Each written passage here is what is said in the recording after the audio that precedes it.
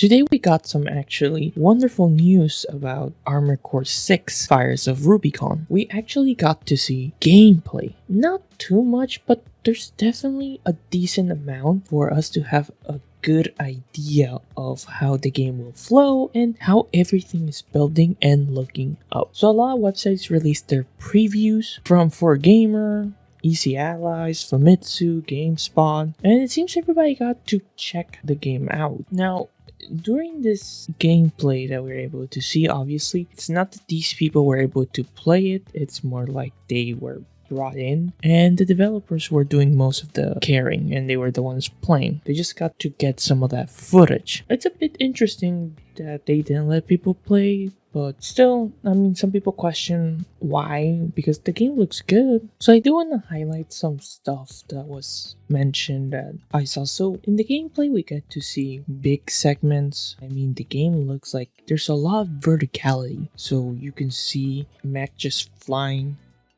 like going lower, going into higher area, and the places is really vast with what we're able to see. And it's obvious, like big, but in a sense contained because it's a factory. It's not like giant ass open space, but it makes me wonder how big are going to be the other areas and how they're going to handle the verticality aspect. I'm really intrigued and curious because it looks pretty interesting. Movement, of course, feels and looks fantastic. It looks like Armored Core. You got your mech just moving at a very quick pace, able to boost here and there. We get to see some of the combat, which it's looking fun. Different ways of engaging enemies from long range to even close range with melee. And the melee looks super cool. Just to showcase some of the garage and like some of the weapons, some parts that you'll be able to add and take. They didn't go too much in depth or they didn't show too much, but we do get an idea of how everything is gonna look, because in the end of the day, Armored Core can be a very fun game. It has the movement that people love, combat,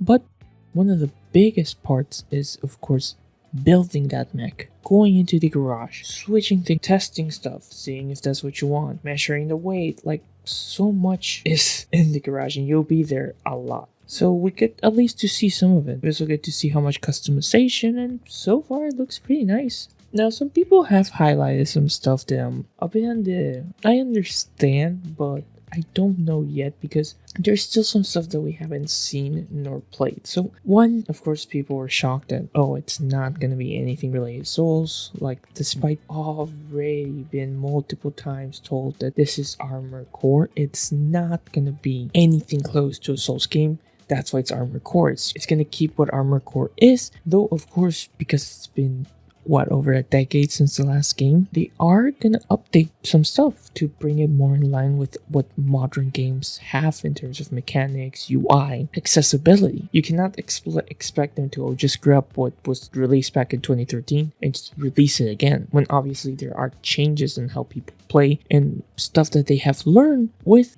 all of the games in these past 10 years that they have released. Now, there's still people throwing in the argument, which I'll let them, because I think there is to a degree some merit, because there's people saying, okay, it's not Souls-like, but there's definitely elements of, Souls-like in some ways. For example, you get the ability to lock on targets.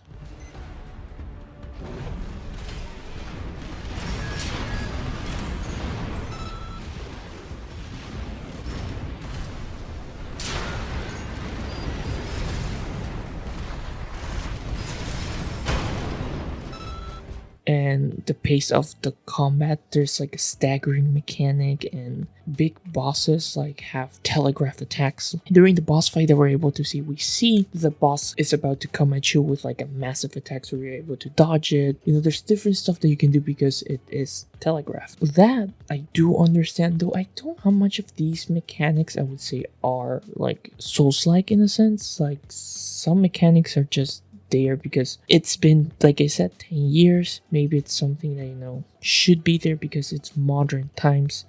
Gaming has evolved and it's in a very different place than it was 10 years ago. And even UI and how accessible things are. There's always the meme of how like complicated Armored Core was when it comes to like control schemes. There's the meme of like, oh, you're supposed to play in this weird ass way. So obviously they also learned to like tone that down a bit or use different things to make it more accessible. So I don't know. I'm a bit on the fence.